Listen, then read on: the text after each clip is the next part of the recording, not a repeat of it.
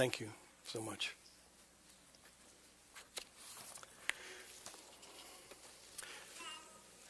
I was raised in the church. The pastor I had when I was a teenager loved to do evangelistic meetings. And so at least once a year, we would do evangelism in my little home church of Scottsburg, Indiana. My mother was the pianist. And so this led to a problem. I read recently on the internet, someone else had the same problem. He called it a drug problem. And the drug problem is that because every time my mother went to church, she drugged me there. So I was raised with a drug problem. She had to be at every meeting. She was the pianist. So I had to be at every meeting. She wouldn't leave me home. And every time she was there, I was there. She drugged me there. And I guess it didn't turn out so bad. But I remember my preacher preaching a lot about prophecy. He loved to preach about the beasts of Daniel and Revelation. And so from the time I was probably 12 years old, every single year I heard about the beasts of Daniel and Revelation. And it always struck me how the artwork was so interesting. You see here, it's first off, as an adult and as a minister, I realized that the topic is Revelation now. But all four of the beasts on the cover of this brochure are from Daniel. None of you picked that up, did you? Only preachers, only nitpicking preachers like me would realize that. But I always thought it was interesting how they draw the fourth beast of Daniel chapter 7. He almost always looks like a dinosaur. And this one looks like Tyrannosaurus Rex. Does anybody think that? A little bit? Yeah. Well, this was what I was raised on. He would go through this series of evangelistic meetings almost every year, almost the exact same evangelistic series. He would use tons of evangelistic slides, and there were lots and lots of beasts. And today we still tend to use the beasts of Daniel and Revelation in advertising handbills, especially people like the beasts of Daniel 7, as you'll see here. And also, as you'll see here, it seems like the lion, of course, he's the first beast. People especially like. Some of you remember these handbills? Those meetings from years past? Frankly, I'm not a fan of this type of artwork. You can like it if you want to, that's okay, but I also don't have to be a fan. That's why one of the reasons why when I did the evangelistic series in the spring, I made the decision that I would use almost no religious artwork. Some of you remember that you may not have noticed it, but now you'll see, if you were here, that I used almost exclusively contemporary pictures to try to help illustrate the point I was making. Sometimes I was more successful than others, but I had many people tell me they thought it was a fresh look. And so I think that the pictures probably had quite a bit to do with that. I've wondered about using the beasts on handbills to invite the public to talk about prophecy. I have wondered if sometimes when we use sensational advertising, if it doesn't attract people who want sensational theology. And so sometimes I have experienced interesting people in meetings that we've held. Now, Adventists have been preaching about the beasts for 175 years. This was William Miller's original chart from the early 1800s, 1830 to 1840. up into 1844. This is the chart William Miller used. And you see on the left-hand side, you see the image of Daniel 2. Beside that, showing in parallel columns, were the beasts of Daniel 7 and Daniel 8. And I'm going to talk a little bit more about those. On the right-hand side, you see the beast of Revelation 13. Very old depiction of the beasts of Daniel.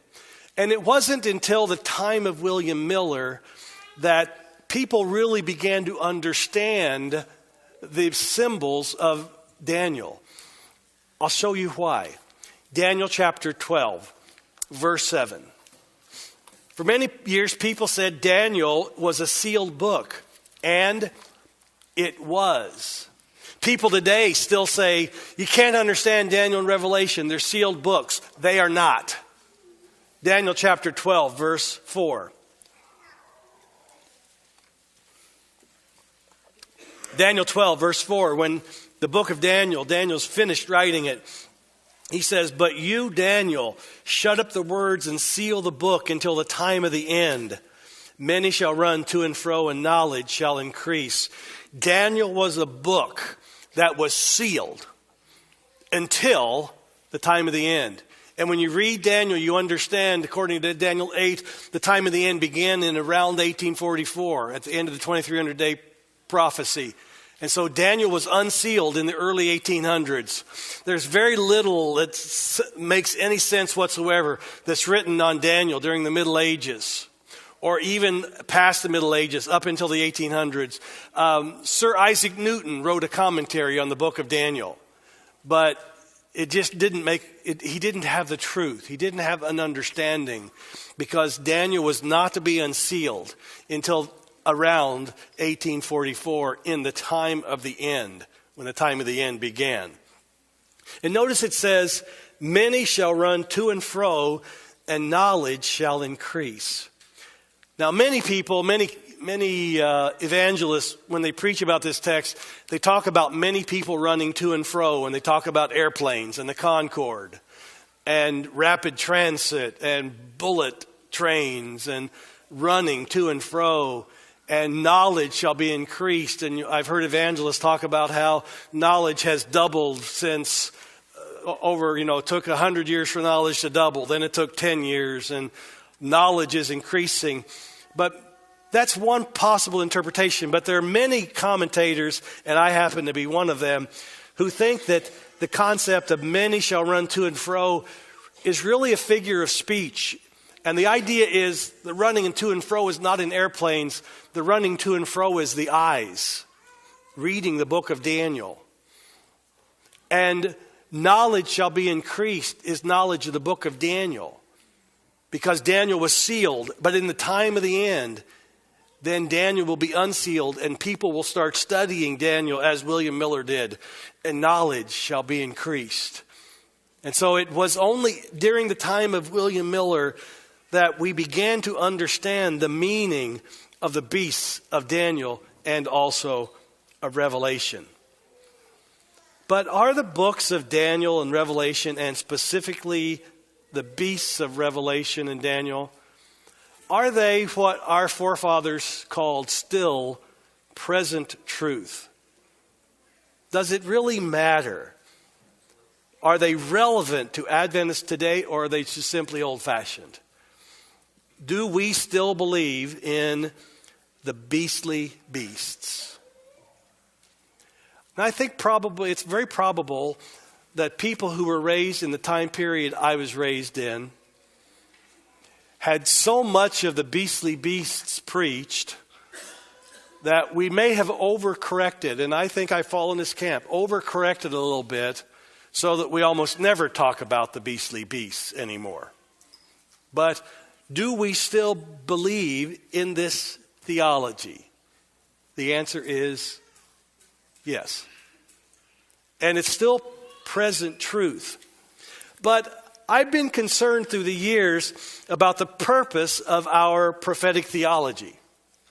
What is the purpose of our prophetic theology? Let me suggest to you that the purpose is to show us where we live in the timeline of history. You know, when we read about the beasts of Daniel, it doesn't tell me where I am about the in the prophetic timeline when I'm studying about ancient history, even though I love ancient history. But when you continue along the guideline or the timeline, as we see, we're going to in just a second, it tells us where we are in Earth's history. And it tells us, as Jesus did in Matthew 24, it tells us we have to be watchful. Matthew chapter 24, verses 42 and 44, Jesus says this. Matthew 24, 42 and 44, therefore stay awake, for you do not know on what day your Lord is coming. Verse 44, therefore you must be ready, for the Son of Man is coming at an hour you do not expect.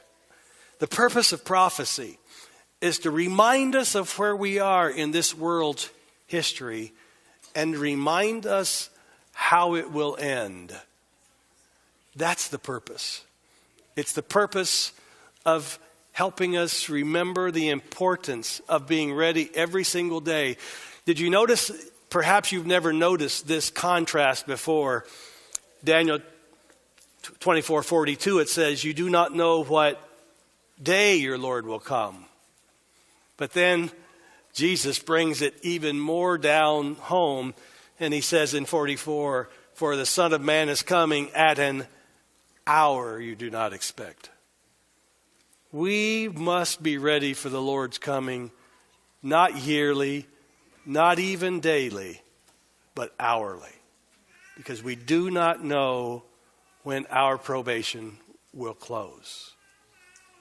And so the purpose of history is on this huge cosmic timeline to remind us where we stand in this prophetic time period. Now, I want to remind you of the beasts that we're talking about. I could preach a single sermon on every single one of these beasts, and I won't do that today, but I could do that. But let me just remind you of the beasts we're talking about. Now, the beasts we're talking about in Daniel 7 are parallel to the image of Daniel 2. And in the image of Daniel 2, there are 4 kingdoms foretold. The kingdoms are the head of gold, Babylon, the arms and chest of silver, Medo-Persia, or if you would just read commentators who aren't Adventist, you would usually hear them just the Persians. The belly and thighs of brass equaled Greece, then the legs of iron, Rome, and then the feet of iron and clay, divided kingdoms. And so in Daniel chapter 7, you have the same prophetic order, but with different symbols. And so in Daniel chapter 7, we have these different prophetic symbols. And I'm not going to try to read them, but let's just review what they are. The first of them is the lion with wings. And according to Daniel chapter 2, this equals Babylon. The second beast is the bear with ribs in his mouth, hiked up on one side, which is a symbol of Medo-Persia. The third one, the leopard with 4 heads and 4 wings, was a symbol of Greece. And then the other guy back there that looks like a dinosaur with all the horns and stuff, he was a symbol of Rome. And he has iron teeth, which is interesting, parallel to the iron legs. What do these beasts represent? Daniel 7, verse 17 tells us very specifically that the 4 beasts are 4 kings or kingdoms. And so we don't have to guess what these things mean. With Daniel in our hand and the history book, we can understand and interpret all these things. Now in Daniel chapter 7, the 4th beast has 10 horns, parallel to the 10 toes of Daniel 2. And that equals the time period of the divided kingdom. And then Daniel 7 introduces a new actor. That actor we talked about last week, the little horn that comes up with a face and that uproots 3 other horns. And we talked last week about that being the papacy, which rose out of the remnants of the Roman Empire. So we have these prophetic meanings. Daniel 8 also has a different prophetic scheme covering the same period of time. And so we have Daniel chapter 8. The first beast there is a ram with 2 horns. Now, according to the parallels of Daniel 2 and Daniel 7, you would think this first beast represents Babylon, but it doesn't. How do we know? Because Daniel chapter 8, verse 20 tells us very plainly it represents Medo-Persia. For some reason, there is not a symbol here for Babylon. Perhaps Babylon this is later in Daniel's career. Perhaps Babylon is just so far ready to teeter over and die that they're not mentioned. I don't know why. But Daniel chapter 8, verse 20 tells us that this 2-horn ram represents Medo-Persia. And then the next one is a goat with a notable horn, and that equals Greece. How do we know? Daniel 8:21 tells us that. This is very fascinating. Daniel's writing the book of Daniel, somewhere around 550 BC. Good, strong figure, 550 BC. At this point in time, Medo-Persia is on the rise, but is not yet a power. At this point in time, Alexander the Great is 200 years away. Alexander the Great is not even a twinkle in somebody's eye. And yet, 200 years before Alexander the Great and Greece comes upon the scene, Greece appears in Daniel 8, verse 21. This is so astounding that most critical scholars say that Daniel was not written 550 BC. Daniel was really written in 200 BC, and it was written by someone who is writing history because all the events had already happened. Someone writing history in the disguise of prophecy. That's how exacting Daniel is, and to what lengths the critical scholars have to go to try to destroy these prophecies of Daniel. Well, Daniel chapter 8 continues on. Out of this horn, it's broken, and another horn comes out, and this little horn grows and waxes great toward all the winds, all the seasons, all the directions of the winds. And this symbol there in Daniel chapter 8 is a symbol of Rome, both imperial and papal. So you have these beasts, and then we go to Revelation. We have other beasts in Revelation. Now, please understand, I'm not saying the woman of Revelation 12 is a beast. She just happened to be on the picture with the guy at the bottom, the red dragon beast. And in Daniel chapter 12, the red dragon beast is a symbol of Satan. Very plain, Satan himself. But later on, if you read it, the dragon stands and tries to devour the baby as it's born. The baby is Jesus. And in symbolism, we think the dragon beast is also a symbol of Rome, of the imperial Rome when they tried to kill Jesus, the baby Jesus. And so we have these beasts, and this beast a symbol of Satan and also of what we call pagan Rome. And then we go to Revelation chapter 13. This is a real interesting beast. This reminds me of maybe John had pizza too late before he went to bed this night or something. You know, this is a nightmare beast. But it's a beast that is a leopard-like beast, and it has the feet of a bear and the mouth of a lion, and the dragon gives him its power and throne and authority. The dragon is not only Satan who gives this beast its authority, but also the Roman Empire gives this beast its authority. And we talked last week and identified this beast as the papacy of today, of ancient times and of today. This is the beast of which we are warned against receiving its mark in the third angel's message of Revelation 14. But there's also another beast. Oh, here he is again. A little different look at him. But there's another beast in Revelation chapter 13, a second beast. And it's really just described as having 2 horns like a lamb. And so oftentimes it's depicted as a lamb. looks very innocuous, but it has a big mouth speaking great things. And most Adventist commentators, and this is mostly an Adventist interpretation, identify this beast as the United States in prophecy. And then we have one more interesting scene. It's a beast and a woman. It's in Revelation chapter 17, which symbolizes all confused religions. Her name is Mystery Babylon. She stands for the confusion of religion at the end of times.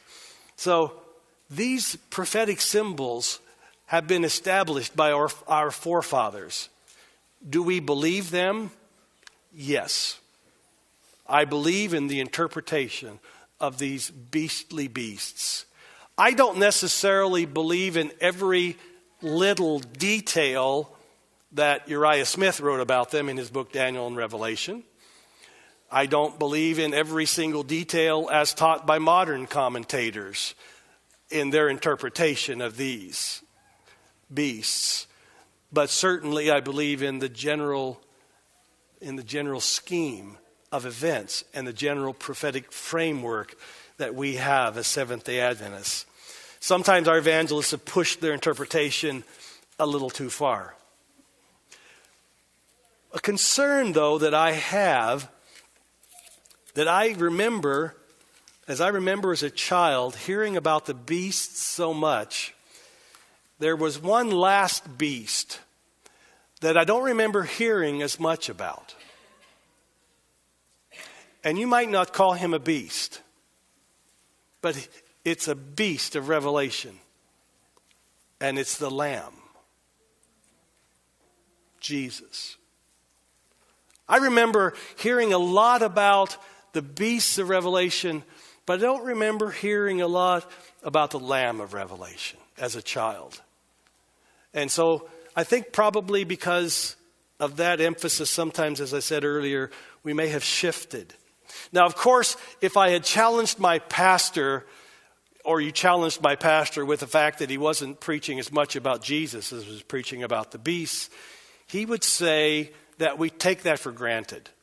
I mean, he's trying to preach what Seventh-day Adventists to believe to a non-Seventh-day Adventist audience. And so it's taken for granted that they're Christians and they know about those things. You can't take that for granted. You can't take that for granted. Here's a very fascinating book that I have in my library.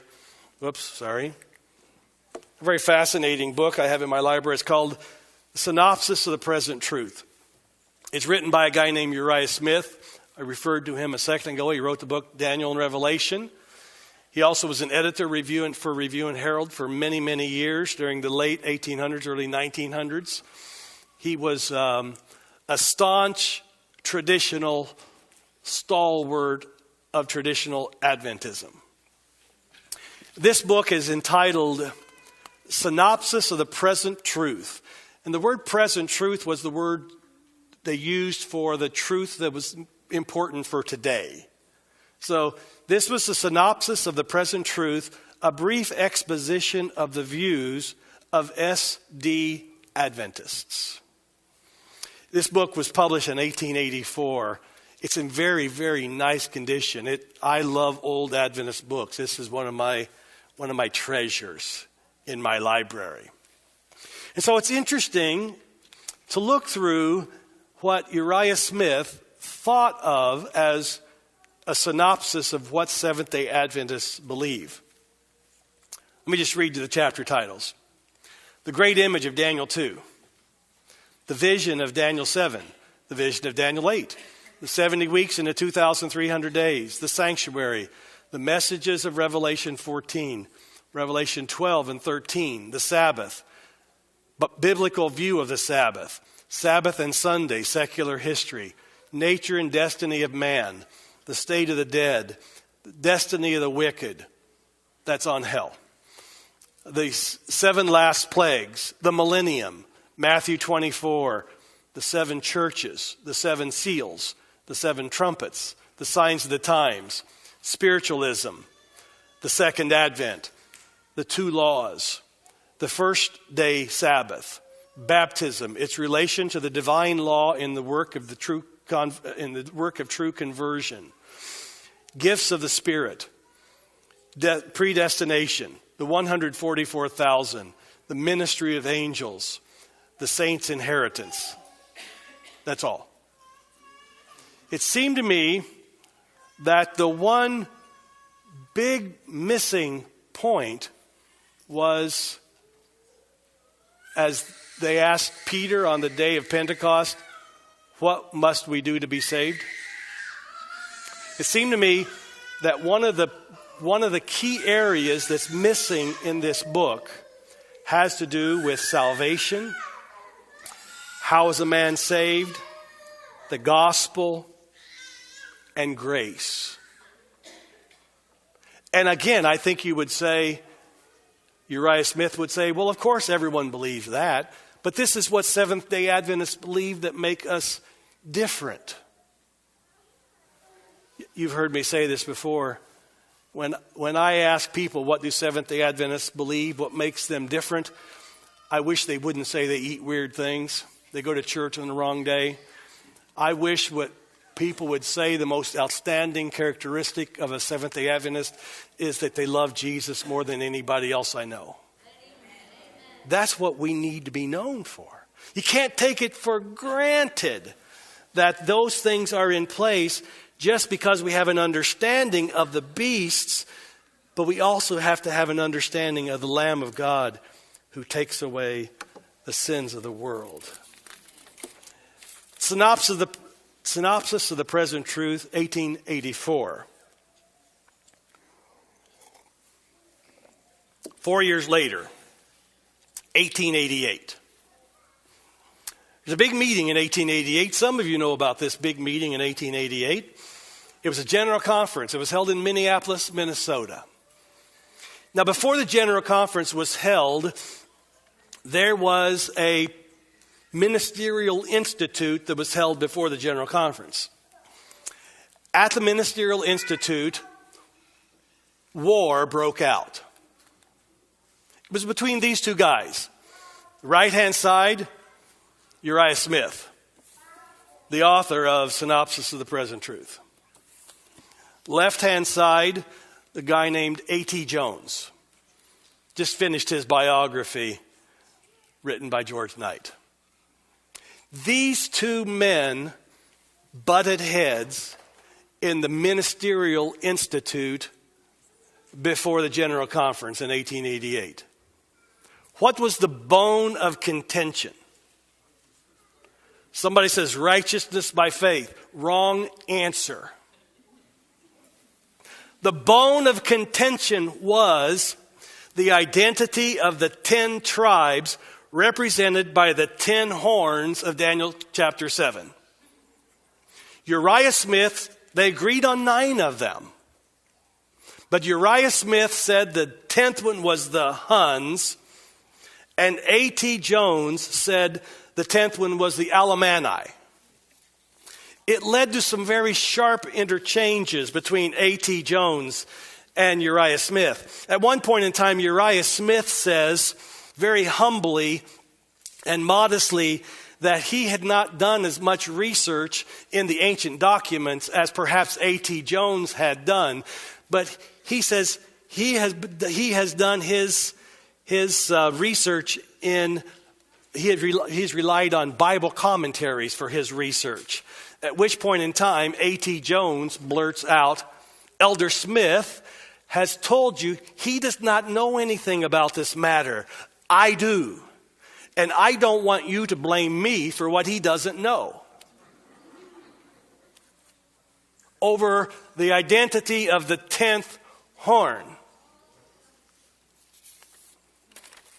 Now you understand that when they got to the General Conference session in 1888, there was already blood in the water. A.T. Jones stood for a new understanding of Jesus and his righteousness. Uriah Smith stood for and had the Smith Party, who stood for the law. Now, you say to yourself, was it really that strongly divided? Well, they believed that in conjunction with Revelation chapter 12, Revelation chapter 14, verse 12, the third angel's message, it says, "Here is a call for the endurance of the saints, those that keep the commandments of God." And that's what Uriah Smith emphasized. "And have the faith of Jesus." And that's what A.T. Jones wanted to emphasize.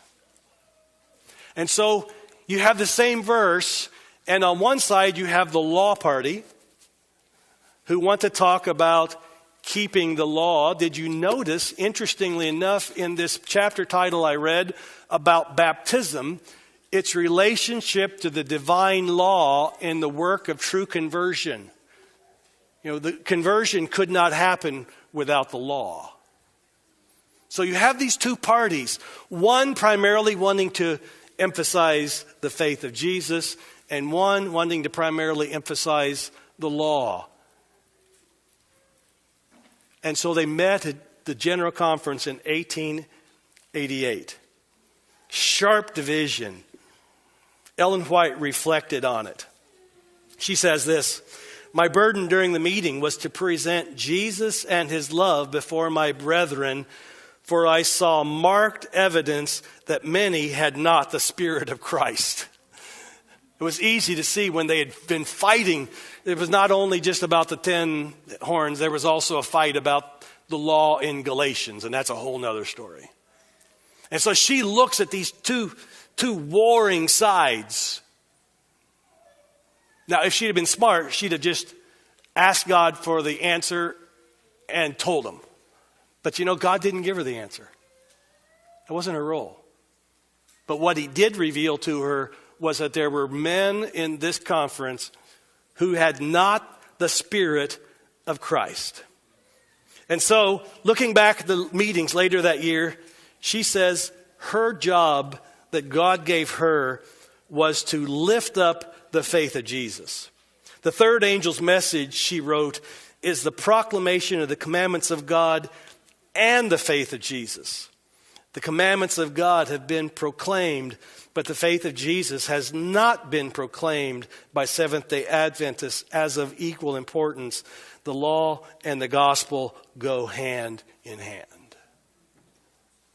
And so Ellen White understood that you can't have one without the other.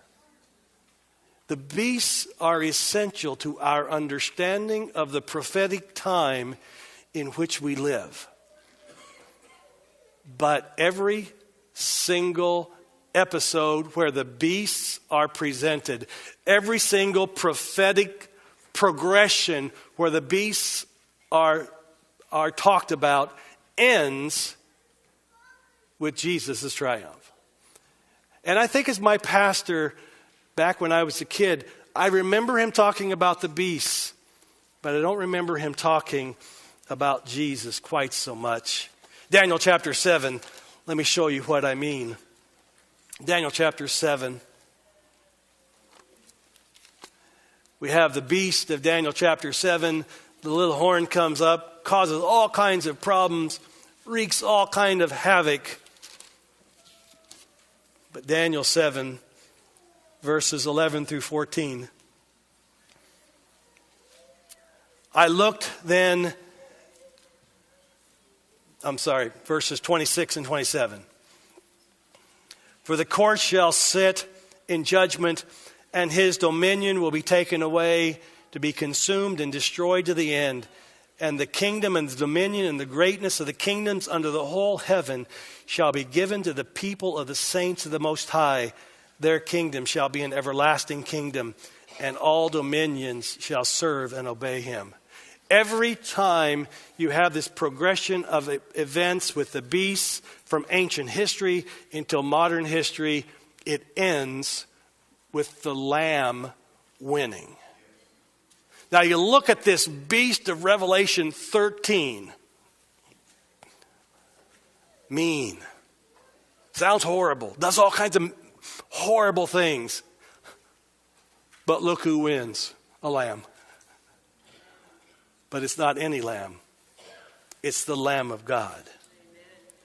Revelation chapter 17. Revelation 17.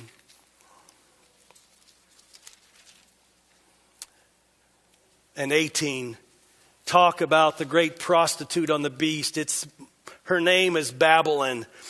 But then she continues to wreak havoc for 17 and 18.